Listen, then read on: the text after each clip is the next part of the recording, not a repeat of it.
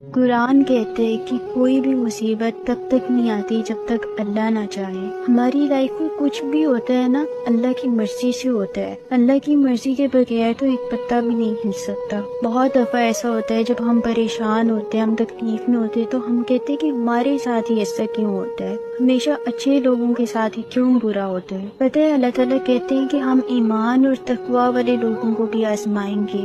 جو بہت نیک اور پرہیزگار لوگ ہوتے ہیں نا، اللہ ان کو بھی آزمائیں گے۔ لوگ آپ کے بارے میں بہت کچھ کہیں گے، آپ کو پتہ ہونا چاہیے کہ ہر مصیبت، ہر پریشانی کے پیچھے اللہ تعالیٰ کی مصلحت چھپی ہے۔ جب تک اللہ آپ کے ساتھ ہے نا، دنیا کی کوئی طاقت آپ کو گرا نہیں سکتی۔ اس لیے لوگوں کی باتوں کو دل پہ مت لیں۔ اللہ تعالیٰ نے قرآن میں فرمایا ہے کہ جو دل آزار باتیں یہ لوگ کہتے ہیں تم ان پر صبر کرو۔ اللہ تعالیٰ سے اپنی مشکل کے لیے آسانی مانگیں، اپنی آزمائشوں کو صبر کے ساتھ گزاریں۔ اللہ تعالیٰ نے آپ کے لیے اس کا بہت بہترین صلاح تیار کر کے